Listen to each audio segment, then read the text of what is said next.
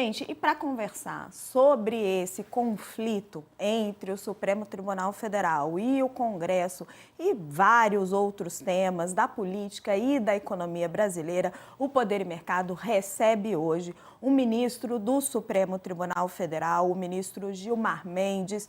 Ministro, seja muito bem-vindo ao nosso novo programa aqui do UOL. É um prazer receber o senhor. Raquel, é uma honra para mim participar do seu programa e estou à disposição de vocês para a nossa conversa. Ministro, o presidente da Câmara, Hugo Mota, quando ele entra com a ação no STF, ele diz que o Supremo Tribunal Federal estaria, na verdade, invadindo a competência da Câmara e comprometendo a harmonia entre os poderes. Na visão do senhor, houve uma invasão de competências? E qual que deveria ser o desfecho dessa ação dentro do Supremo? Vamos aguardar o julgamento e, a partir daí, certamente vamos ter uma avaliação. Como sabem todos, no passado, o Congresso podia dar a licença para que um parlamentar fosse processado. Ainda foi no governo Fernando Henrique que essa questão foi alterada, porque era a imunidade processual que rimava um pouco com impunidade.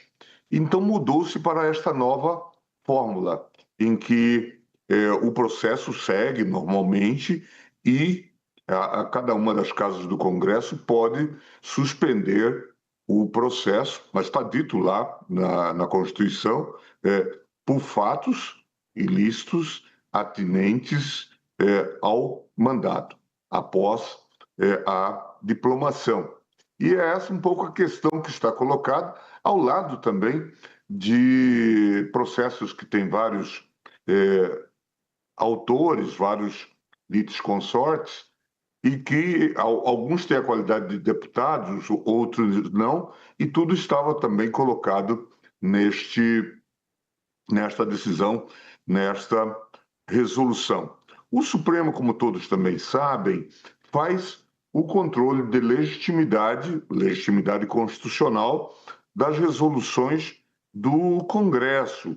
E, nesse caso, obviamente, ele acaba falando por último e, evidentemente, ele não está extrapolando suas funções na balança dos poderes. Está fazendo um controle de legitimidade que a Constituição prevê e autoriza. O senhor está dizendo, então, que assim, vamos esperar o andamento do processo, mas o senhor está deixando claro que é o Supremo que fala por último, né? O Supremo que faz o controle de constitucionalidade, que é um dos mais amplos do mundo. Agora, desde sempre, também temos que dizer que a impugnação de uma decisão do Supremo Tribunal Federal não é nenhuma afronta ao Supremo Tribunal Federal. Estamos seguindo as regras do devido processo legal. E é a forma, inclusive, com que nós atuamos em sociedades civilizadas em geral. Houve uma decisão com a qual nós não concordamos, usamos dos instrumentos disponíveis para impugnar e questionar. Ministro, boa noite. Graciliano. Boa noite. Como é que vai o senhor? Tudo bem? Ministro, o senhor... Graças a Deus, tudo bem. Que ótimo. O senhor acabou de comentar aqui que em sociedades civilizadas, o controle de constitucionalidade é óbvio que cabe às cortes constitucionais, como é o caso do Supremo. Mas e quando vozes no Congresso começam a suscitar, desengavetar a PEC das decisões monocráticas, isso não parece civilizado, isso é um troco? Aqui talvez até tenha um certo equívoco, né? Vocês já divulgaram que o próprio Supremo Tribunal Federal, ainda na gestão da ministra Rosa Weber, fez com uma alteração no seu regimento para dar uma dinâmica às chamadas decisões monocráticas e submetê-las de imediato ao plenário, se não ao plenário físico, ao Virtual. plenário virtual. De modo que não me parece que seja apropriado aprovar essa PEC. Se ela vier também, não alterará em nada o nosso a fazer, porque nós já estamos fazendo essas decisões. E vocês têm que lembrar que, em alguns momentos, decisões monocráticas foram extremamente importantes, eu diria, até para a defesa da democracia ou da saúde pública. Houve, por exemplo, uma medida provisória do presidente Bolsonaro que determinava que as companhias telefônicas fornecessem todas as informações, dados das pessoas para supostamente se fazer uma enquete, o censo que durante a pandemia.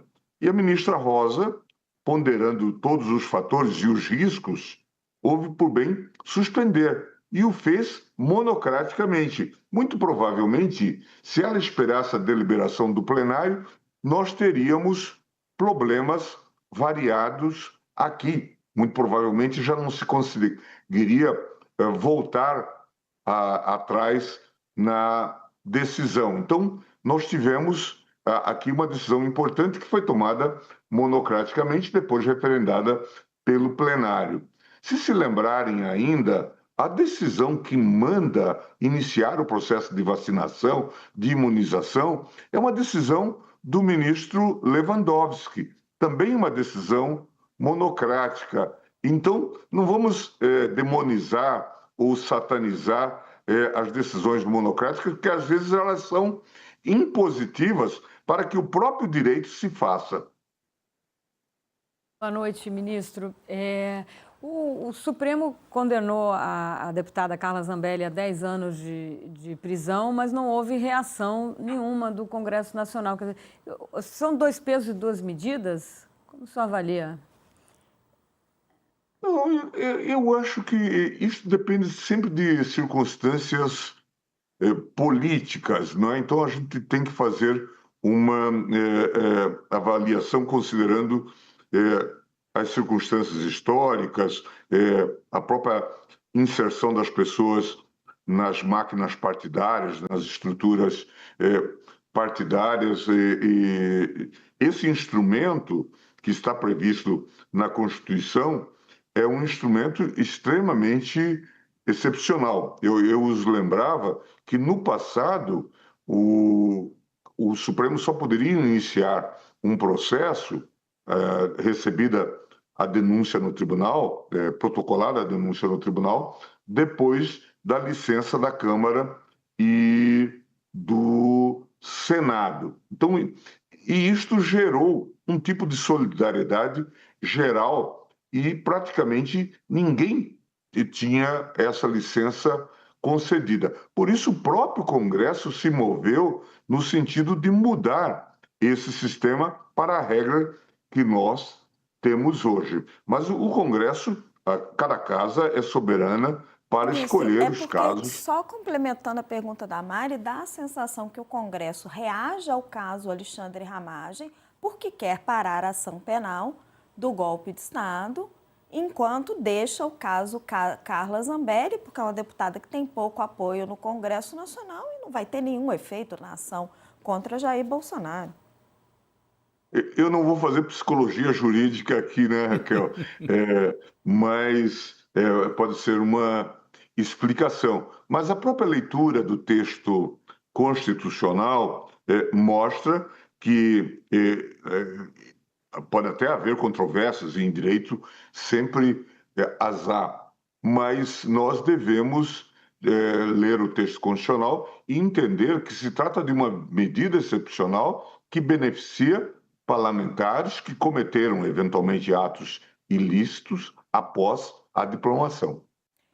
Ministro, o ex-presidente Jair Bolsonaro disse aqui em entrevista ao UOL que se ele for condenado pelo Supremo Tribunal Federal é game over para ele por causa da idade e afirmou que se arrepende de ter chamado o ministro Alexandre de Moraes de canalha. O senhor acredita no arrependimento dele?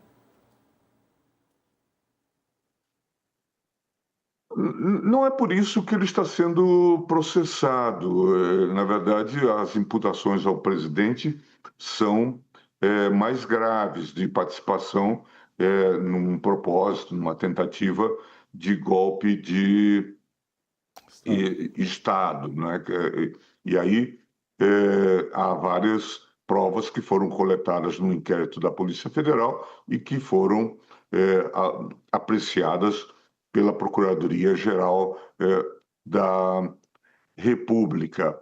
Todos nós, e eu tive, como você sabe, oportunidade de conversar várias vezes com o presidente Bolsonaro, todos nós que tivemos diálogo com ele, ponderávamos no sentido de que não se desse curso a versões de teorias conspiratórias, que o tribunal nunca foi e nunca seria um inimigo do seu governo. Acho que essa foi uma leitura equivocada que talvez o seu círculo mais próximo tenha feito e tenha contaminado a visão do presidente.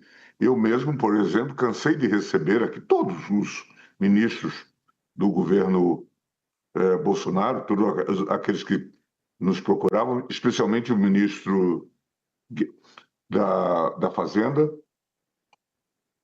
Paulo Guedes, e dialogávamos, pensávamos soluções construtivas. Eu me lembro da insistência com que o ministro trouxe aqui memoriais para debater a privatização de subsidiárias da Petrobras, e com ele até hoje cultivo uma boa relação, uma relação bastante amistosa. Então, a mim me parece que houve talvez muitos erros a partir desta visão de conspirata, de teoria conspiratória. O tribunal, como sabem, tem uma grande responsabilidade institucional e um compromisso de bem aplicar o direito em favor do Brasil. Não nos movem razões de persecução política ou de facciosismo político. Ministro, vamos entrar um pouco na seara econômica. Mariana tem uma pergunta para o senhor. Ministro, há uma grande expectativa em relação à definição, né, sobre a pejotização, né? Isso influencia muito as decisões das empresas, decisões de investimentos. Qual o senso de urgência dessa pauta aí no Supremo? E eu queria saber se será levado em consideração o impacto da pejotização nas contas públicas, né? Há um estudo que fala que desde que se as PJs que surgiram, desde que o Supremo definiu que teve o entendimento de que a terceirização é permitida para atividade fim, se essas PJs se essas contratações fossem CLT, teria gerado uma arrecadação de 100 bilhões nesses últimos 7 anos a mais para o governo, né? Isso vai ser levado em conta?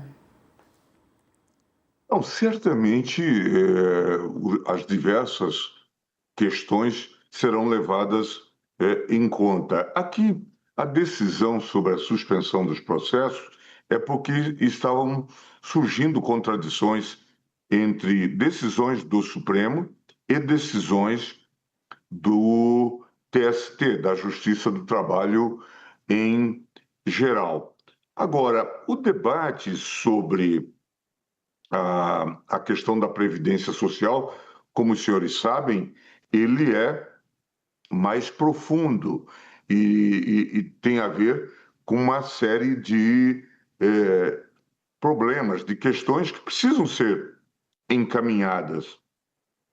O modelo do Simples, a criação dessas empresas ou PJs de caráter individual, tudo isso pode ser discutido e questionado. Mas nós temos muitas pessoas que claramente são autônomas, que não têm e nem querem ter vínculos empregatícios, e quando há uma demanda, elas são colocadas como empregados ou CLTistas. Então, é aí que a gente precisa, talvez, ter uma definição. E, claro, a partir daí, fazer uma leitura crítica de todo o sistema e buscar meios e modos de financiar adequadamente a previdência social. Eu nunca acredito muito nesses números assim que saem de uma hora para outra. Por exemplo, recentemente nós tivemos aí esse problema lamentável no âmbito da previdência social que afeta os aposentados. Isso não tem nada a ver com pejotização, né? É um problema de gestão que já dura aí, acho que talvez décadas, né? Então é uma questão que precisa ser vista nos seus devidos termos.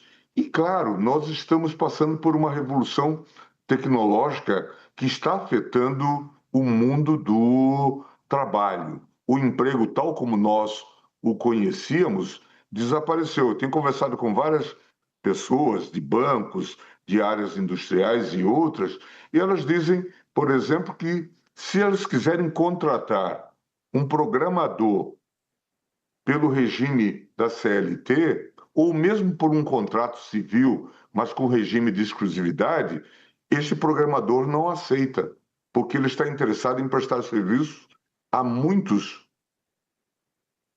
vamos chamar assim, empregadores, e presta serviços, inclusive, no exterior. Então, nós sabemos que esse mundo mudou e que nós precisamos prestar atenção a isso. Até eu fiz um xiste, uma brincadeira com o ministro Marinho, que criticou inicialmente a decisão, dizendo que é como se nós estivéssemos vivendo na época do surgimento do automóvel e quiséssemos proteger o condutor de carruagens.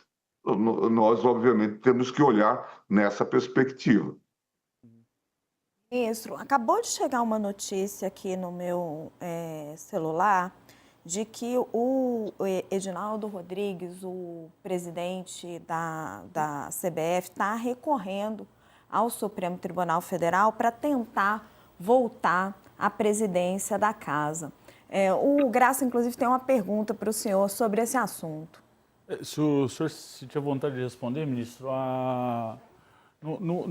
no passado o senhor deu uma decisão mantendo ele no cargo, mas foi o senhor que remeteu para o Rio de Janeiro essa questão que gerou o afastamento, que o senhor mandou para o Tribunal de Justiça do Rio para alegar, apurar as alegações de irregularidade lá na história do processo de escolha dele. O senhor poderia comentar o caso? Não, na verdade, vieram ações aqui, pedidos aqui, ou reordenando um pouco as ideias.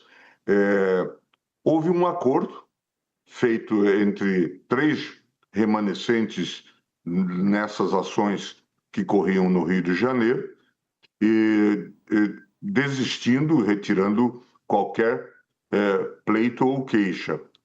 Isso veio para cá e isso foi homologado por mim, relator de um processo que tem conexão com essa matéria.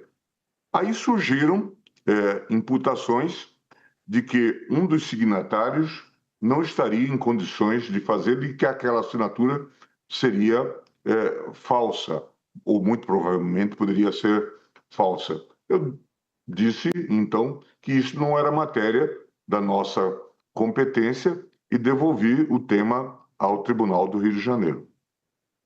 Agora, ministro, o senador Eduardo Girão, do Novo, do Ceará, ele criticou o senhor essa semana, disse que o senhor tem uma ligação com o IBP, que é parceiro da CBF Academy.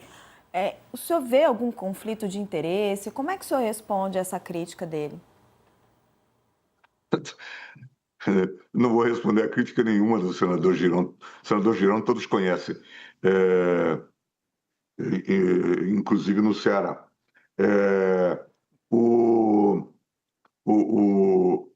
Eu sou sócio do IDP e, em dado momento histórico, o IDP aceitou uma proposta da CBF para realizar os cursos que a CBF Academy fazia. Tão somente um contrato de direito privado dirigido pela direção e conduzido pela direção do IDP. E não há nenhum conflito de interesse meu em relação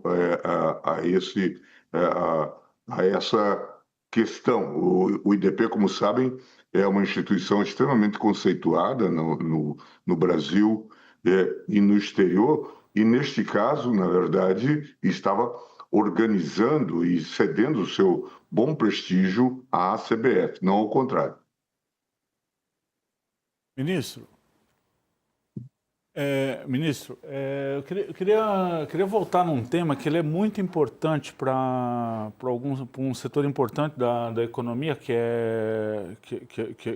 é o agro, e também para as populações originárias do país, que é essa questão do marco temporal. Essa semana o senhor se manifestou a esse respeito do marco, fez um apelo lá para que houvesse uma conciliação entre as partes e o senhor poderia falar dessa questão do marco temporal, como é que o senhor vê ela hoje e a radicalização dos lados? O senhor comentou sobre a influência de organizações não governamentais e pode haver radicalização também dos dois lados. Qual é a visão do senhor hoje para essa questão do marco temporal?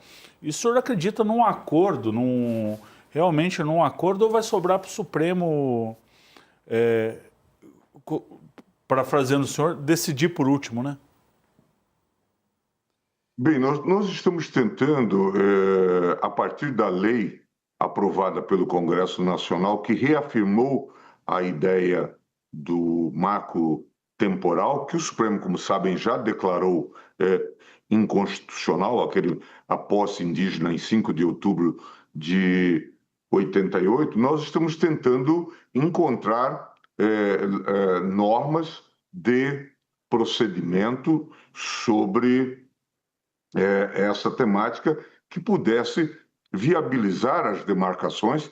É bom lembrar que o Supremo, ao declarar a inconstitucionalidade do marco temporal, determinou que as propriedades ou supostas propriedades consolidadas com documentos de boa-fé devem ser plenamente indenizadas, o que torna também bastante difícil, ou pelo menos bastante oneroso, o processo de demarcação. Então, nesse contexto, nós abrimos as conversações e estamos tentando caminhar nesse sentido. E já chegamos a algum consenso em torno do tema. Mas, como os senhores sabem, esse tema ele é bastante difícil porque temos também posições radicais.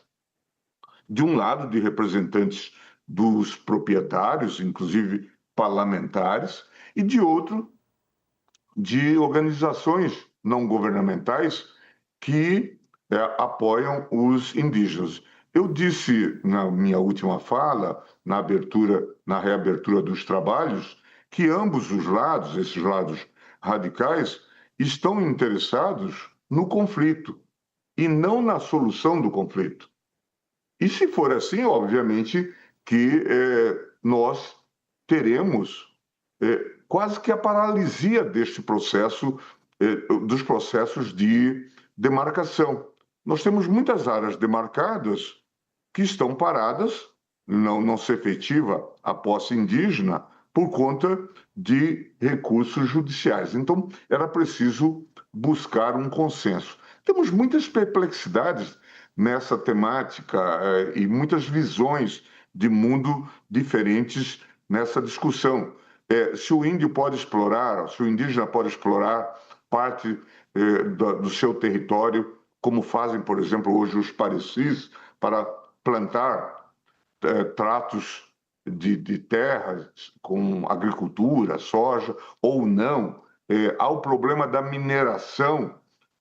Tem um debate aqui no Supremo Tribunal Federal, inclusive com o ministro Flávio Dino, sobre isso. Indígenas da etnia Cinta Larga pedindo para constituir cooperativa e explorar diamantes em suas próprias terras. Em suma, há muitos temas que envolvem essa questão e que nós precisamos ser construtivos e não, na verdade, não assumir posições radicais na temática. Ministro, quero aproveitar a experiência política do senhor, tantos anos de Brasília.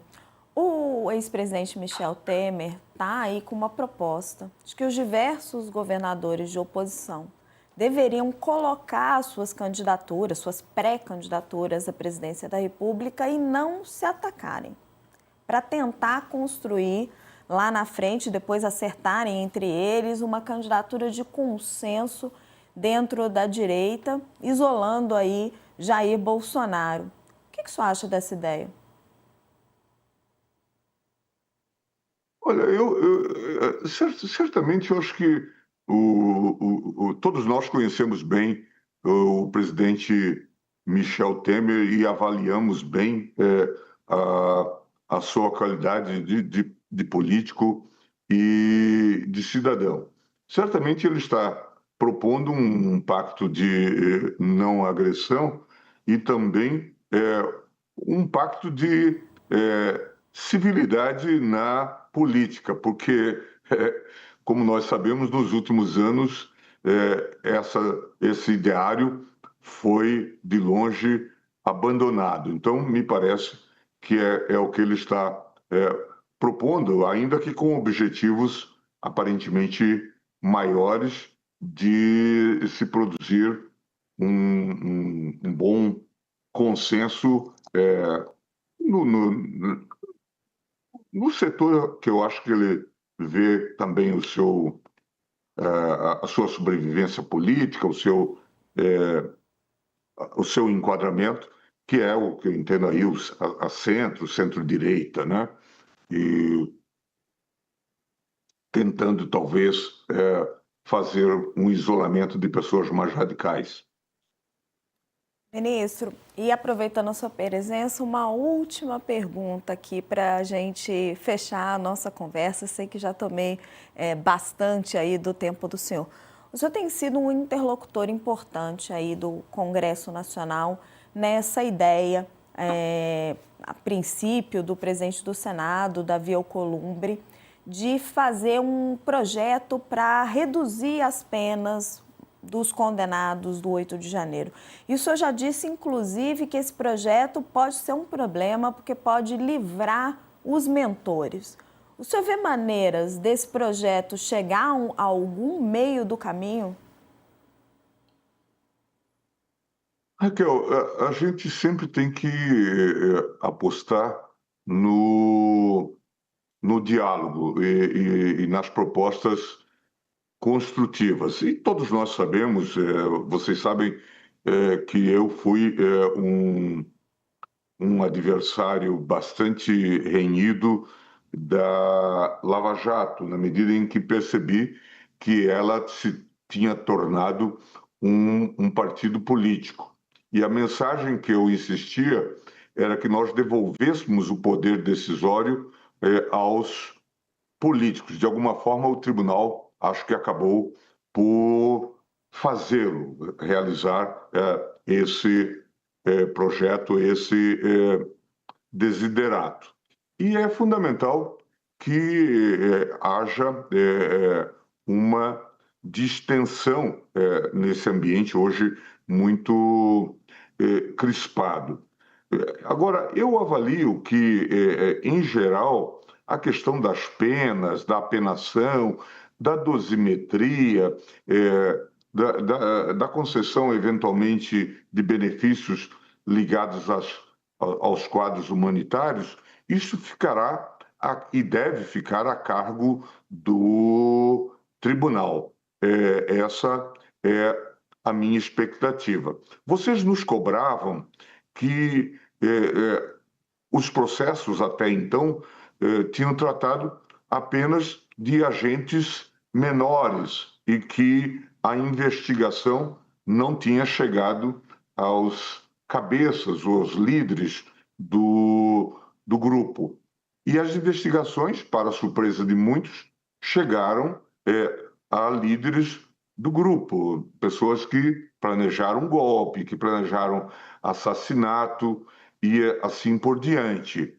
E, surpreendentemente, as pessoas descobrem que havia idosos nas prisões, que havia mães de filhos menores de 12 anos nas prisões, e passam a defender não só a redução da pena, o que é legítimo, pode se discutir, mas a própria anistia. Eu tenho repetido, como você sabe, que, a rigor, hoje se fala na anistia na defesa do interesse da cúpula do sistema, da cúpula do golpe, não na defesa dessa gente que eventualmente participou de fatos que são graves, de invasão dos prédios públicos aqui no dia 8 de janeiro.